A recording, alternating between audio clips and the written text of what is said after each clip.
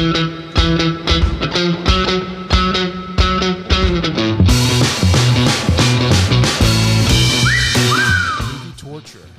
I'm one of the hosts, Roger, and this week we are featuring Here Comes the Boom. I'm here along with my buddy Brad. Hello. And question for you, Brad. Just producer Gary over there has got a great Hawaiian shirt on. Did you watch American Idol last night? I did not watch American Idol, but I did watch Magnum P.I., so it works okay. Well, American Idol, the guy who won was from Hawaii. He's a high school kid, 18. He just an awesome voice. So that just when I saw Gary come through, I thought maybe it was in salute of the winner of American Idol this past year. So, producer Gary, do you watch American Idol? It was not, Roger. Sorry. Okay. I do not. All right. For the record. All right. Well, excited. Here Comes the Boom is a movie with Kevin James. It's was put out in 2012. I'd actually seen this movie a couple of times, and it was your first time, wasn't it, Brad? Yes, I have never seen Here Comes the Boom. I watched it for the first time for this podcast. And probably it wasn't, if we're comparing last week's movie Torture to this week's movie Torture, it was different. So I'll just say that starting out. Yeah, it was a little different, So you just want to jump in? Get through? Sure. We'll talk a couple of things about the main movie. All right. So it was directed by Frank Coraci, I guess Coraci. Frank had done basically a bunch of Adam Sandler movies. That was kind of his. He's done some good ones though. Yeah. I mean, let's give the man his due. He did Wedding Singer. And but he also did one of the worst movies of all time, Around the World in 80 Days. That movie had a $110 million budget and only grossed $24 million. Is that a future movie Torture? I haven't seen it, so yeah, I guess yeah. So maybe that's one we painfully watch. We will painfully watch it. But he also did The Waterboy, right? Yeah, he did The Waterboy and just a handful of I think the other one, the zoo one that Kevin James did as well. So. Okay, so you brought up Kevin James. I think we need to I need to ask you the important question. Do you like this toupee Kevin James is wearing in this movie? Was he wearing a toupee? Oh, he's definitely wearing a toupee. I did not. Maybe I just gotten so used to it. I didn't notice that. Gary's surprised. Look at his hair in King of Queens, which I will say I'm a huge fan of King of Queens. Look at it in this one. It's a thick head of hair. It's dark. Now these days, they have stuff that you can help hair grow back. Maybe it's not a toupee. Maybe it's just hair plugs. Yeah. But he definitely has the plugs going on. Yeah. Did you notice that he lost 80 pounds? Oh, did he? For this role. Oh, okay. Yeah. See, that's funny. I didn't really notice it either, but I did read it in the International Movie Database because that's the encyclopedia, right? Yeah. It's all true in there. He did not look like he lost 80 pounds. It looked kind of normal to me, so yeah. Kevin James to me is an odd guy because his movies generally suck, right? I mean, Zookeeper was terrible. Yeah. And they've tried to make him a star, but he's a one-note dude who brings the same suitcase of actors with him for every role. I think his best movie was Hitch. His character in Hitch was perfect because he wasn't the lead guy. He was one of the bit players, but he was very funny. He played his part very well, kind of as a nerdy guy who's not supposed to get the hot chick kind of thing. And I thought in that movie he played that part very well. As a lead guy, I just don't. It's not the same thing. It's just not the same thing for me. Are you a King of Queens guy? I've watched the show, but it's not one I've seen every episode like some people have. Oh, I've seen every episode of King of Queens. I love Doug Heffernan. And the question has to be raised for King of Queens fans. Would Carrie Heffernan, Leah Remini, would she really find Doug Heffernan attractive? We know they met while they were younger, so it could have been a skinnier, less plump Kevin James. You know? True, but I do like how Kevin James always has the ladies in every movie. Yeah. I mean, let's not get ahead of ourselves yet, but Kevin James definitely gets the ladies. Yeah. He's a ladies' man. Yeah. He definitely. So what? Let's start the movie out, Raj. Like where do we start with this movie besides its UFC? Yeah. Well, the start of the movie is what to me was kind of funny seeing him waking up late. He's a teacher and he's waking up late, and it made me think. Question for you: what's your best or worst wake up story? I've got a good one. I have a worst sleeping story, and do you want to hear my worst sleeping story? So I was in the military at the time, and I went to Los Angeles with some buddies, and we were at this house, and the house had roaches crawling around, and everybody was inebriated but me. I didn't drink, and I was like, I'm not sleeping in this room with roaches, so I slept outside in the hatchback of my car, and when I woke up, dogs were barking. So that's the worst wake-up story, is having dogs bark at me when I'm sleeping. Many years ago, I was a youth pastor, and I had taken our teens to an amusement park that was a few hours away.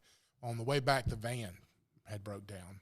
So we didn't get back home till almost like 5 a.m. in the morning. And it was a Saturday night, so we had church the next day. So I made myself, I was able to go to church and get through it, went home, took a nap, forgot to set my alarm. Now, that's huge because our youth meetings were on Sunday night. And I get a call from my wife telling me that, where are you at and why aren't you here? Because she had done something separately and gone to the church. And I'm just like, doing that run around the house, throwing clothes on, trying to, back then I actually had hair. So I was, trying to get my hair straight and all that. But that was one of the worst times, is being woke up to realize you're supposed to be someplace and you're not there. So that's always a sick feeling. Listeners out there, if that's happened to you, you can feel our pain, right? So I've never slept quite like Kevin James sleeps, but have you ever driven a motorcycle like he was driving that motorcycle? I've never driven a motorcycle. That would be a sight to see. I would probably look like a bigger version of him on the motorcycle. And especially him not having like some huge motorcycle, having that in between, I feel like he was playing Grand Theft Auto with the motorcycle, because he would have murdered people the way he was driving, and he would have died himself. We would have been memorializing Steve. Well, his name was Steve, right? If I'm not mistaken. Steve Voss or Steve Scott. See, I've already forgot his name. But we would be memorializing this guy because he drove it like my wife drives when we go somewhere. Okay. Yeah. It's pretty scary. That's yeah. Interesting fact about Kristen. So here he goes to school. We find out that he used to be a really enthused teacher, and he now is a bad teacher. Can we also say the groundskeeper definitely knocked over his motorcycle, right? Because he cut right through that football field that was getting mowed. He just cut right through it. Well, it's either that or I noticed the security guard inside I thought he saw him in the parking lot and locked the door so he couldn't get in. Would you climb the wall to get in, though? I would just stand at the door and bang until someone let me in. Well, he's trying to avoid that principal. Yeah, but the principal had every right to be upset with this guy, right? Oh, yeah. I mean, he did. So that makes me, what's one of the laziest, without mentioning names, let's not go there, but what was one of maybe your worst teachers you ever had who was like lazy and didn't do anything? I don't know, Raj, because to me, the lazy ones that didn't do anything were my favorites. Well, of course, yeah. They were the ones that let us watch the ACC tournament. I had a teacher one year let us watch Best of the Best 3. So you listeners out there, it's probably before your time, but Best of the Best 3 was a great karate movie, or I think it's kickboxing. Yeah.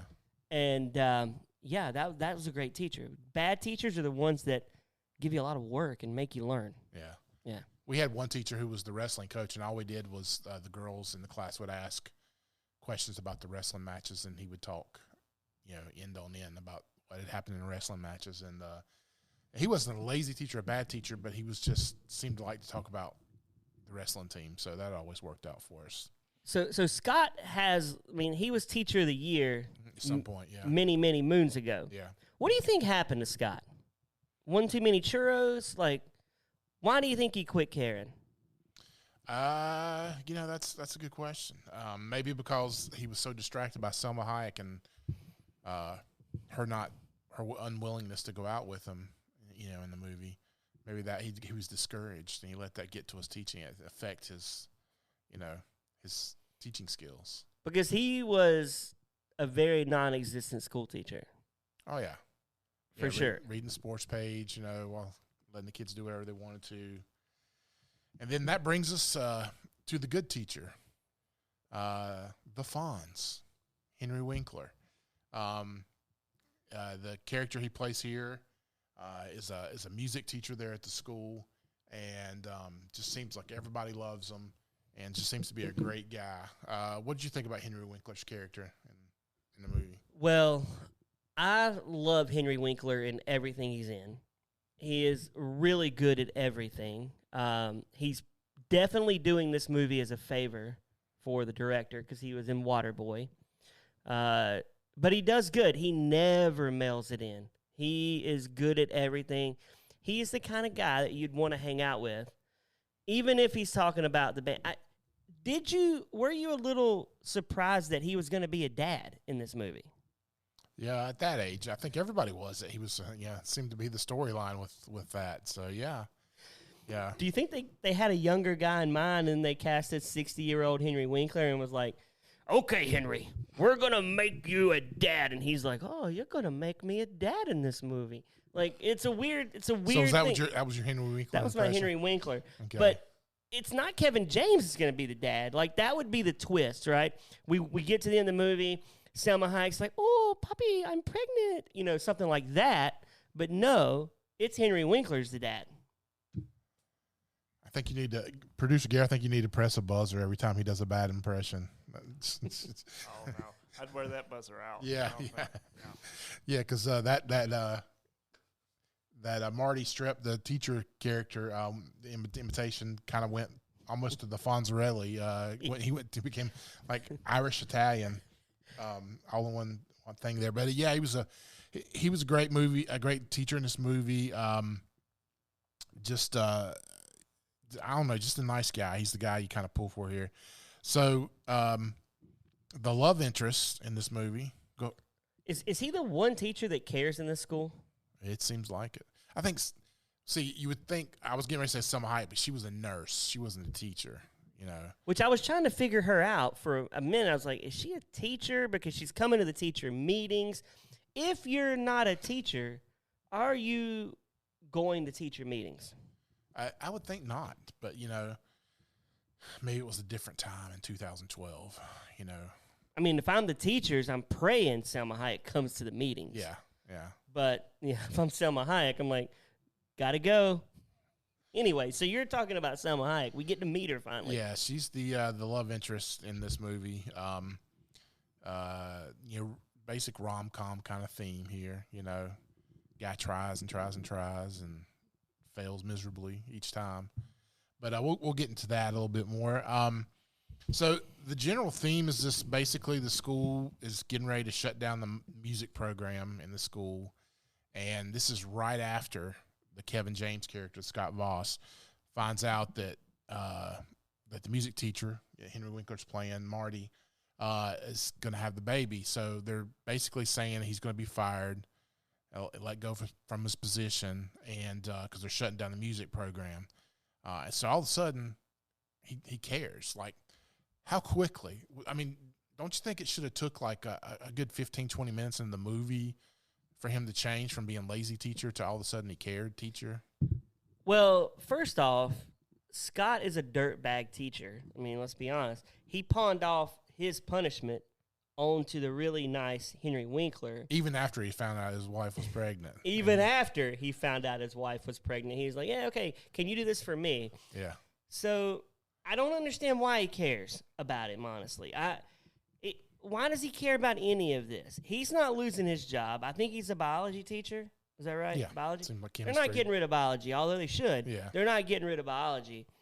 So why does he care? I would not. I mean, this guy has shown no care at all. But one thing he does care about is Salma Hayek. Yes. Would HR be called on this guy? She said 16 times you've asked me out. Yeah. I feel like after 3 times she's going to HR going, this big boy keeps asking me out, right? Well, he seems to be doing it in public. So it's not like he's cornering her. He seems to be doing it so everybody's kind of laughing about it. So, but yeah, I think this was 2012. This is 2020.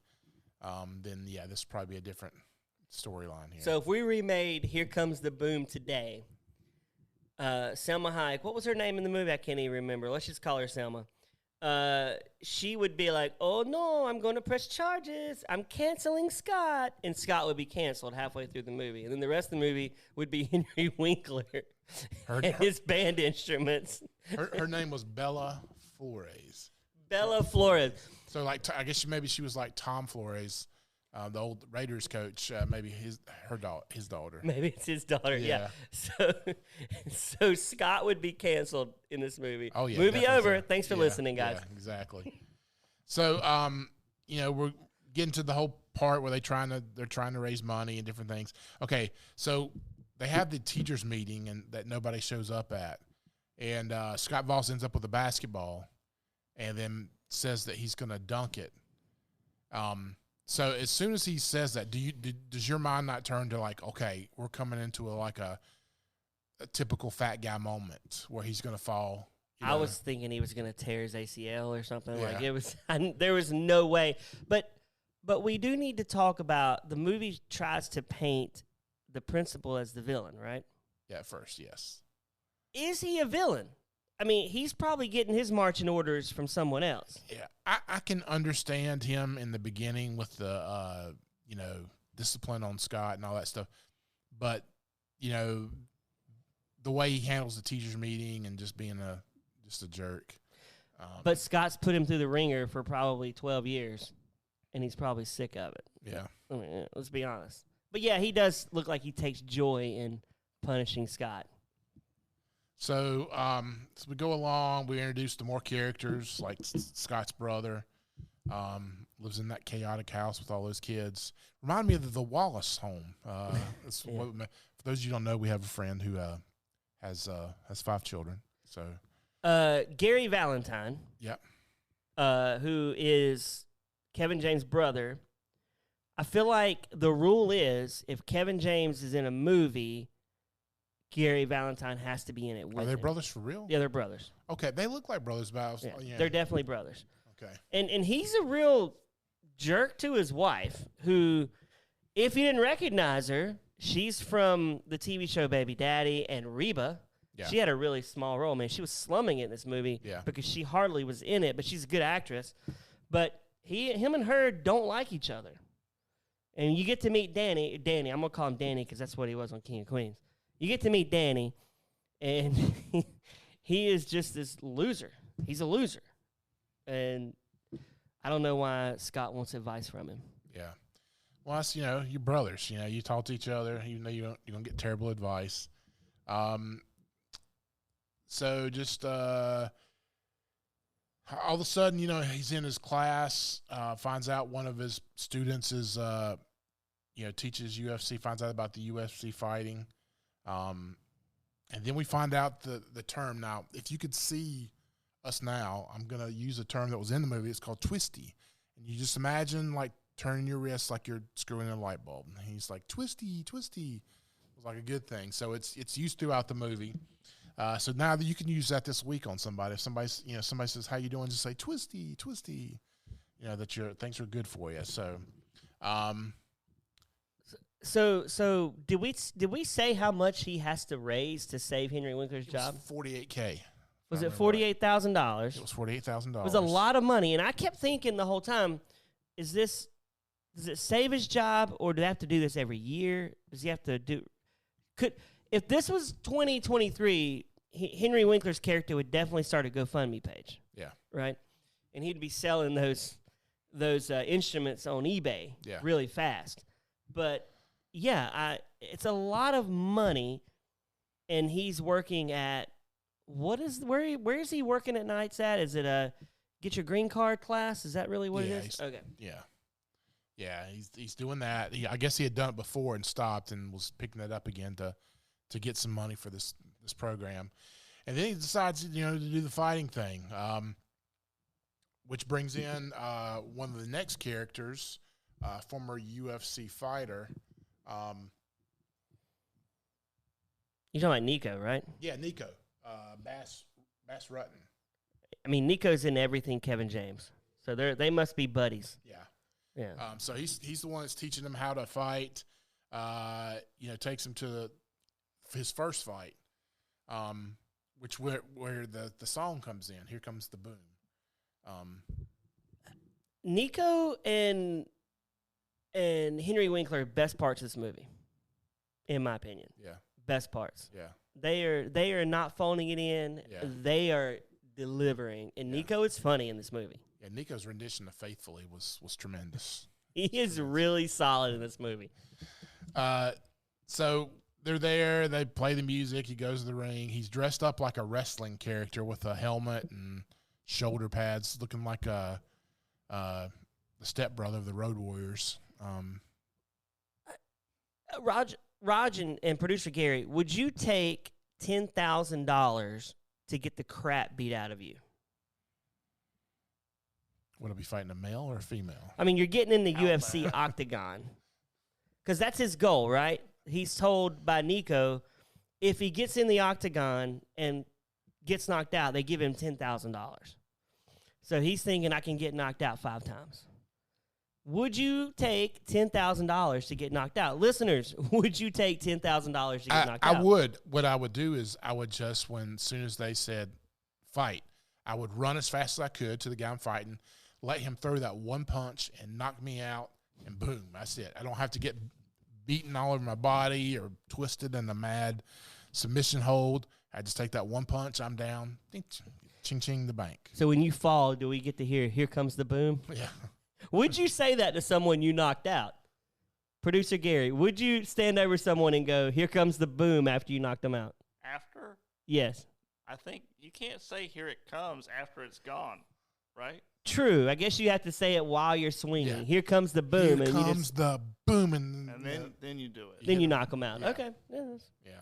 interesting. But One of my favorite songs from the late to late 90s, I think, POD. POD, yep. I do not know who POD is. That is sad. I is sad. did not know that song That is sad. until. What's your thoughts, Raj, on the unitard that he's wearing? Because he's rocking a unitard. It was sad. Actually, it was kind of sad. Would you rock a unitard for No. $10,000? I would get knocked out for $10,000, and I would wear a unitard to get $10,000, but I would not wear a unitard to get knocked out. especially while it's together. being recorded. Yes. I'm not letting Yeah. that'll haunt me for the rest of my life. Yeah. So we get to see what Nico does during the day, which is very fascinating to me. Yeah. I mean, Nico is like producer Gary's dream because he gets to work out with women all day, like Yeah.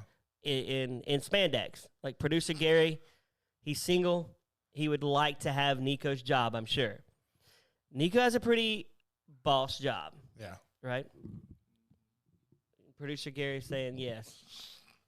So Yeah, the yoga instructor was He's- that was the good one. Yeah. then he gets on the bike, right? Yeah. And starts teaching the bike class. Yeah. What would you do if someone threw up in your face? What's the Uh, protocol for puking in the face? And what we're speaking of is that as they were heading to one of the fights, Kevin James' character, Scott, is given some applesauce. They do not say at the time that the applesauce has been sitting in the back window of the car in the hot sun. So he eats the applesauce, goes and wins the fight, and as he wins the fight and jumps up and down, he throws up all over the fighter he's just defeated with that one lucky punch. And he seemed to have such good intentions. He was going over. He was being such a good sport. He's like, I hope there's no hard feelings, and he throws up in his. Yeah. face. Just, yeah. That's a rough way to end that. That was his first win, right? Yes, it was the lucky first punch. The lucky first punch. Yeah. I don't know what I would do if I got thrown up. If I got thrown up in my face. Have you ever eaten food? What's your worst puke story? When my son was, the baby thing where you're holding the baby up and it spits up, he spit up into my mouth. That's probably one of the. But it wasn't like a. It was just that a little bit of white stuff. It Listeners are tuning us out right now. It wasn't that full-fledged. Like they use on Saturday Night Live with a little hose that they put to the side of their mouth, so it looks like they're spewing. Yeah, it wasn't like that, but. I like the line in the movie, "A little jambalaya from Mama." I remember hearing that, and I was like, that's a pretty cool line. Little jambalaya from Mama. Is that when they were rolling around the floor? Yes. Yeah. So what Brad's alluding to is the first date that Scott finally gets, and they're rolling. For some reason, she decides to attack him, and they're rolling around the floor. And my thing, why is he fighting it? I mean, this is the first physical contact he's had with his woman, and and he's fighting, rather than embracing the contact there. We're at 17 times he's asked her out at this point. Yes. So at this point, he's borderline creepy. Yeah. And he has a solid 9.5. If we're going to compare her to last week, Nicolette Sheridan, where do you rank Salma Hayek? Can we point out 17 is borderline creepy? Did you just say 17's borderline? I think 17 is totally creepy. Yeah. You passed borderline. Yeah. That's so where do you rank her against Nicolette Sheridan? I don't know. They're kind of they're both very very attractive, very hot. But like when I think of Nicolette Sheridan, she's like the steamy, hot blonde, and Selma is kind of that spice. She's spicy, and then Nicole's steamy. It's like they're both in her hot individual ways. They're both solid 9s. Yeah. So he's got a solid 9 that's attacking him. Yeah. And he fights her back. I'm with you. I'd make a move at that point. Yes. I mean, you're either going to be a creep or you're not, and he needs to cross that creep line Scott, or be a good dude, right? You've struck out so many times, dude. You're getting the pitch right down the middle of the plate. I mean, he's getting a slow fastball right down the middle. You're getting the batting practice pitch. Yeah, a lob. She's lobbing it. All right, so we continue to go through the different things. Did you notice the picture? Whose house were they in? And it was a picture in the living room of somebody laying down sideways with something. It was in Scott Winkler, Henry Winkler's house. Yeah. He had like the music, and it was a nude photo with music instruments in front of him. He's laying like sideways, like on the couch with his head. Yeah. I actually saw that twice this weekend in 2 different movies. I saw it in this movie when I was watching it, and then my wife and I were watching White Chicks, which is a terrible movie. Yeah. But you got Terry Crews in a photo blocking it also there. So I was confused. I was thinking, did you see White Chicks when you were bringing this up, and you're confused too? But yeah, Henry Winkler. I was thinking you were saying you saw Henry Winkler doing that pose twice, and I was like, there's no way. Those odds are way too no. If you're Henry Winkler, you're taking that photo home with you, right? After the movie's over, you're like, that's mine. Yeah. Because if I had that, I would definitely hang it up in my house for my family to have to look at every time. Yeah. And who else is going to want it? Exactly. Do you think he had to fight somebody? Somebody else is like, no, I want it. He's like, I'm gonna get that move, that photo. It's like, but it's me. It's mine. My bad Fonzie imitation. Okay, so as we move on, Scott decides he wants to be a good teacher. So, he jumps on the desk and, does this to get their attention. I swear when he was doing his, locomotion moving thing, did that not just look like Chris Farley? I mean, that was like a Chris Farley, from the Saturday Night Live's skit, the dancing skit. I mean, it was just like, or no, it was the fat guy in a little coat.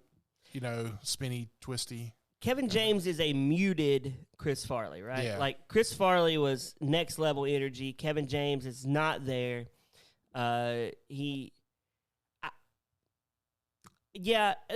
not a lot of this movie reminded me of Chris Farley. I think Chris Farley would have been 100 times better as Scott in this movie, and it would have been funnier. But yeah, I miss Chris Farley for this movie, honestly. And if Chris Farley was in here, then the principal needed to be David Spade. Again with that. That would the sarcasm. Yeah, we needed that. So in one of the fight scenes, he's actually fighting a UFC fighter, Chael Sonnen. I think Sonnen is his last name.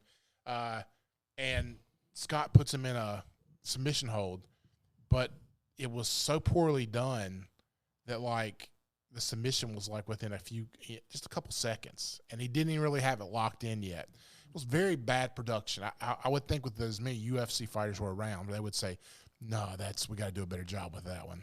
So I know very little about UFC, but I do know that Adam Sandler's crew made this movie, right? Yeah. So Kevin James is a big UFC fan. I know he's a big. Yeah. So this is his vanity project, right? Yeah. So Adam Sandler chooses places like Hawaii to go make movies because he wants to go vacation. Or the basketball movie. He loves basketball, which is one of the reasons he did the recent basketball movie. Which basketball movie are you talking about? The one where he was the coach, a scout. Oh, you're talking about Adam Sandler. Yeah, that was a good movie. Yeah. That was a good movie. But most of the movies he does, he likes to vacation there. Yeah. Another Frank Coraci, I say it, movie Blended, which I actually like that movie. It was in Africa. Yeah. So Kevin James finally gets a chance to have a vanity project. I feel like this is them saying, this is your chance to be a star. And he chooses UFC. I mean, I don't know a lot about UFC, so the fighting to me looked like fighting. I can't really. I'm not gonna crush it because it looked like fighting to me. No, it wasn't. It was a poor rendition of it. Okay, so we come to reach out. He goes out to Vegas, and he's in the tournament out there, or the fight. He's supposed to be out there, and they come to find out before the fight that the money had been stolen by the financial guy there in the school. My first thought was, what did he use the money for? And it had to have been for a new teeth job because his teeth were ratchet. I mean, they were horrible. And I think he I don't think he went away on vacation. I think he had to get his teeth redone. I think that was the big curveball in the movie. You never saw that coming, right? But before that, how have we not talked about fellow podcaster Joe Rogan in this movie? Yeah. I feel like they came to Joe and they're like, Joe, we need you to be in this movie. And he's like, I'm going to be in it. I got 15 minutes. We can shoot this scene right now, but I'm not staying in this movie. Why didn't he stay for dinner? They're in this really nice restaurant. They worked the deal, and he's like, okay, I'm going to eat the little appetizer and walk out. Time is money. Time is money, Brad. He must have had it in the deal. I'm only working 15 minutes today. I've got to get back to recording this podcast. Fear Factor. Yeah. Probably Fear Factor at the time, right? Yeah. Was Fear Factor going on at the time? Maybe a little earlier, but yeah, I could see that as well. But maybe I think that was around the initial time of his started podcasting. So maybe that was. Do you like Fear Factor? Not really. I mean, it doesn't make me scared or anything. I just, watching people have bugs and snakes and stuff crawl over them and all that kind of stuff. I mean. Yeah, I wouldn't do that. No. I've never seen it. Yeah, you've never seen Fear Factor? Nope. Yeah, Joe Rogan. Did you ever see Joe Rogan on News Radio? Yes, I do remember from that. He's good on there. Yeah. This, he kind of phones in. Yeah. They could have just, Zoomed him. If this was 2020, they would have just Zoomed him in. Yeah. And had a Zoom call with him. So, back to this movie. I had my biggest thing with him stealing the money was that if he hadn't done that, there is no weight on this last fight, right? On the last big fight that he has. Because he already raised, I don't know what the number was, how much money he had raised. He just needed, he was planning to lose because that last $10,000 or whatever, right, wherever he's going to get was going to take him over the top. Mm-hmm. But you're right, Gary. There would have been no stakes, right? Yeah, so it's like if if he still had all the money, I think, then the whole last scene's pointless. But and at pure Hollywood here, then all of a sudden Kevin James, Scott Voss says, "I think I'm going to try to win this fight."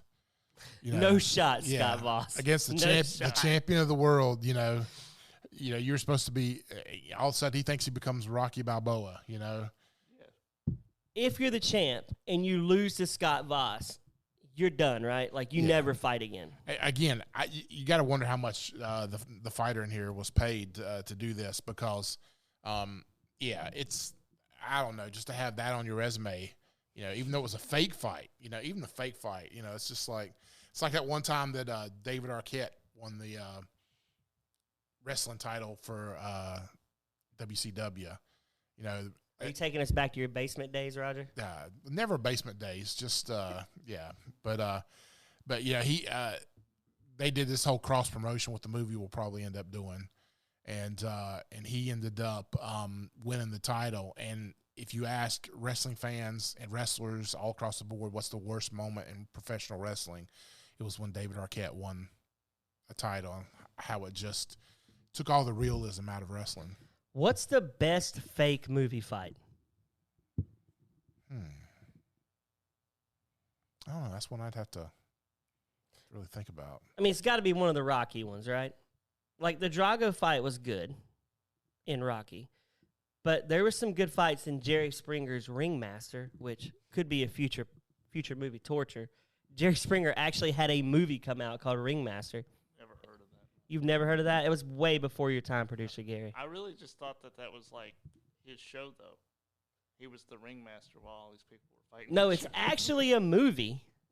Yeah? Yeah, it's actually a movie. I'm looking it up right now on the International Movie Database.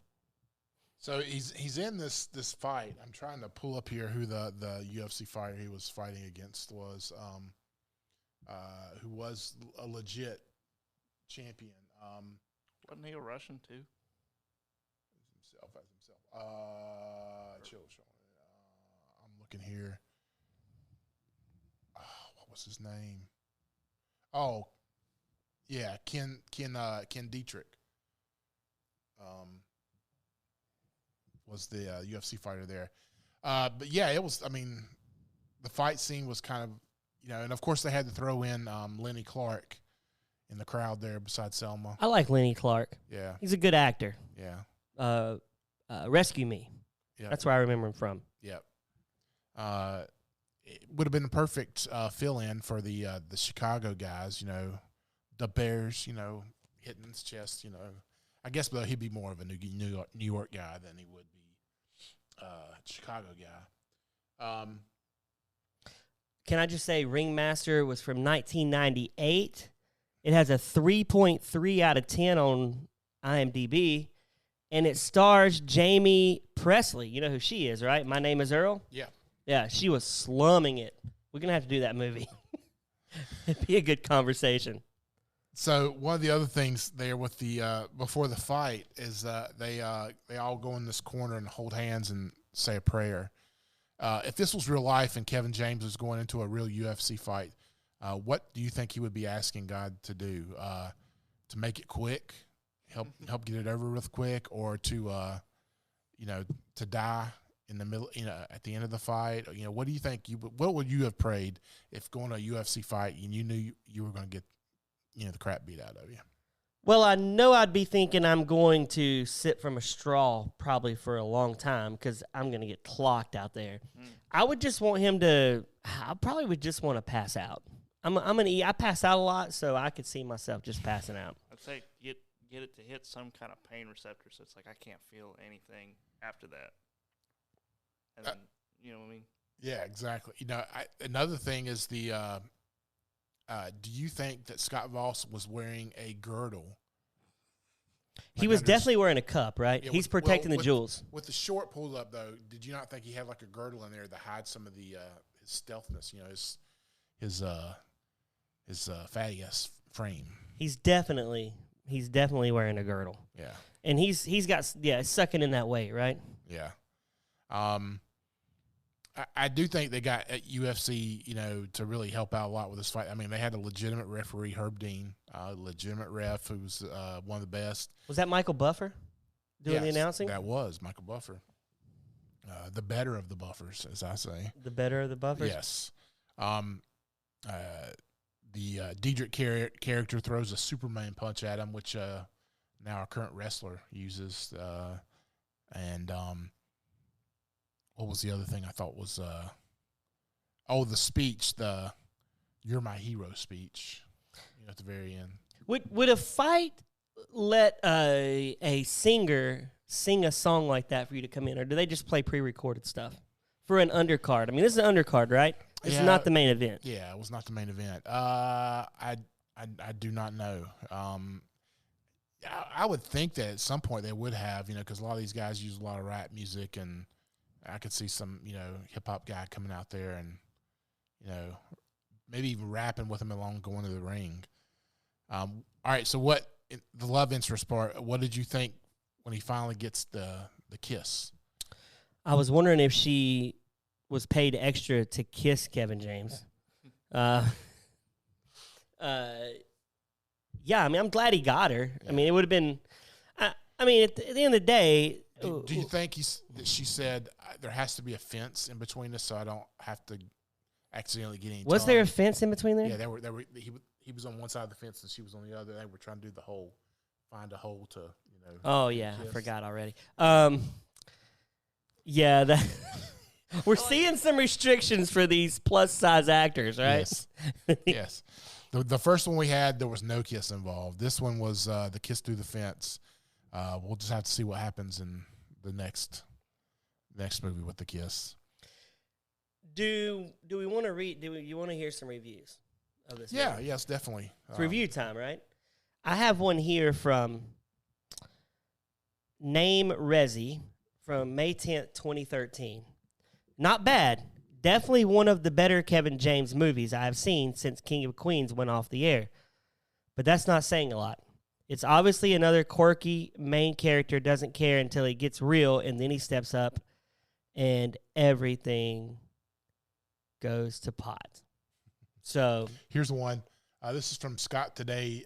USA Today's Scott Bowles says the film telegraphs every punch, but when the comedy connects, it can deliver with funny force. Funny force. I like that it's I like that they're using the fight thing with the review. Here's one from Ziggy D from August 9th, 2013. Okay, my kids loved it and wanted to see it again. Not me. I can't stand that kind of completely unrealistic, outlandish, against the odds fantasy. Though I do love Kevin James. So this person loves Kevin James, but they didn't like this movie. Yeah. He's one of my favorites, so I sat through this movie just for his darling expressions. Does he have darling expressions? Uh-huh. He has good hair. Yeah. Neil Ginsengler of the New York Times wrote, if you can choke down the impossible notion that the doughy Kevin James would last more than 5 seconds in a mixed martial art ring, Here Comes the Boom is a moderately enjoyable, non-taxing sort of comedy. I like that. It's unrealistic. But here's one from Michael Laycox from 2015. It says, it is sad to see Kevin James fall so far from his days at King of Queens. This movie is so predictable, corny, and generally a waste of a good time and money. So this guy thought he was going to have a good time watching Kevin James in a girdle or in a unitard get the crap beat out of him. Well, maybe that's the thing. Maybe he thought he was going to get the crap beat out of him, and for him to win the match, at the end, just I'm sorry, did I? Spoiler alert. So one more review. I thought this was pretty funny. John Anderson of Variety magazine writes, "Hands of Stone meets Heads of Air, and Here Comes the Boom. A sports story so daffy, it might as well star Kevin James. He called the film a triumph of recycling, in kind of comparing it to Rocky. But he calls the characters likable and writes the violence as a frisson? It's a new word for me. A frisson of tension to the mix of grappling, romance, and social critique."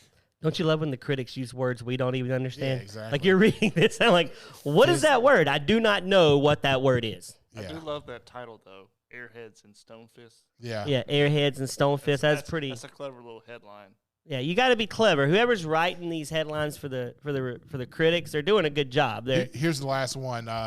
This is Mark's salon of Austin, the Austin Chronicle out in Texas. Here Comes the Bomb would have been more fitting title, but props to Henry Winkler for rising to the occasion and turning into a sweet, idealistic performance in a film that otherwise feels like a tawdry commercial for the UFC and MMA. Oh, it's definitely a commercial for the MMA and UFC. Dana White. Was Dana White in this movie? He was referred to, but he wasn't in it. So even Dana White, he gets a commercial and he's like, "Yeah, I'm not doing a Kevin James movie." I think this is where he said, "Joe, you got to take the hit on this one." I'm sending Joe. Yeah. I am not being in a scene with Kevin James. Now, Salma Hayek, I'll do that scene. Yes, definitely so. So So y'all would say that Henry Winkler was like definitely the star of this movie comedically, right? Henry Winkler and Nico were the best. Yeah. The worst, I would say, is Salma Hayek. I mean, Adam Sandler passed her down to Kevin James from Grown Ups. She played Adam Sandler's wife in Grown Ups. So she looks like she doesn't even care to be here. She is phoning it in, right? In my opinion, she was the worst part of this she movie. must have a movie deal with him. She has to do so many Adam Sandler and Kevin James movies, to finish out her contract. Even her in Grown Ups, I thought she wasn't really like a big character. I don't think she brought a lot to that movie. Just my opinion. She brings nothing to this movie except giving Kevin James a hot love interest. Yeah. She brings zero to this movie. Yeah. This movie, if it didn't have her and it was just a buddy movie with Kevin James and Henry Winkler trying to raise money, that would be a good movie. Yeah. Give me more Kevin James and Henry Winkler, less Salma Hayek in this movie. Yeah. And the principal, we don't need him. Yeah, definitely so.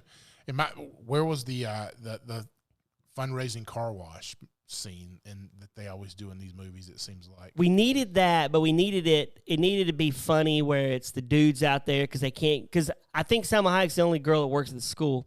Is this an all-boys academy they're at, or? There was at least one other female teacher they showed. At least so. We got to see Henry Winkler's wife, who looks like she's as clueless as him a lot of times. But there wasn't many females in this movie at all. This would be a dude movie, right? Oh, definitely so. This is definitely a dude movie. Yeah. So, Roger, is this movie torture or movie gold? It's somewhere in between. I don't think it's torture. I think if you're watching it to get like real MMA kind of stuff, it's going to be horrible. I think there's enough humor and enough stuff in it that kind of keeps you on. And then, of course, the message that it gives in the long run, how music programs are important and how we got to do everything to save them, And it left me feeling I just wanted to leave and play a cello after the movie was done, I wanted to break a cello when the movie was done. I didn't want to play one.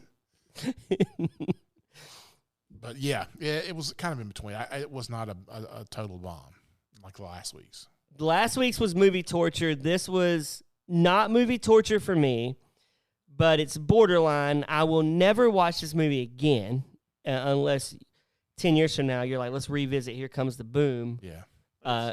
Did you? Definitely, It's definitely a snoozer, though, right? Oh, it's a snoozer. I mean, it's predictable. I turned it on. I knew exactly what was going to happen right when the movie started. Did you watch it with Max? He came down and watched the last 45 minutes, and my wife fell asleep. So that shows you I'm the only one that powered through it. But I probably would have fell asleep had I not been taking notes for this podcast. Yeah, but there is no sleeping on movie torture here. No sleeping on movie torture. Yeah. Roger, next week's movie, are you excited about Ghostbusters 2016? Is that really? That's what we're doing? I think so. Roger's surprised. We're gonna do Melissa McCarthy. Okay, you switched up McCarthy. I switched it. We're doing plus size ladies. We've talked about 2 plus size men. Ghostbusters. It went from fat guys to plus size women. Plump men. Yeah. We get to talk about Ghostbusters 2016, so we'll get to revisit our youth talking about Ghostbusters I was gonna say, and how they ruined it. yeah. So, yeah, Gary's already. I'm just that's gonna turn into, man, the original one was so much better, and everybody knows it. Everybody knows it, but it leaves us with a deep dive into a crap movie, right? So, are you excited about this movie, or are you not excited about this movie? I'm excited to see how bad it is. Have you ever seen it? I have not. Oh, I have not. so roles are reversed. Okay, yeah, that's right. This is the chicks one. It's the all-lady Ghostbuster movie. Yeah. So we're gonna talk about an all-lady Ghostbuster movie. Is there one of the characters from Saturday Night Live? Yes, we will talk about her next week. Okay. A lot. Okay. There's a few from Saturday Night Live. All of them are, minus Melissa McCarthy. Is the Jones? Yes, girl? she's in. Oh, okay, yeah, okay. So at least she'll be funny. And Chris Hemsworth. Relative, yeah. Maybe she's funny. We're going to find out next week, though, on our next episode of Movie Torture. So for Brad and producer Gary, Roger, we'll see you next week.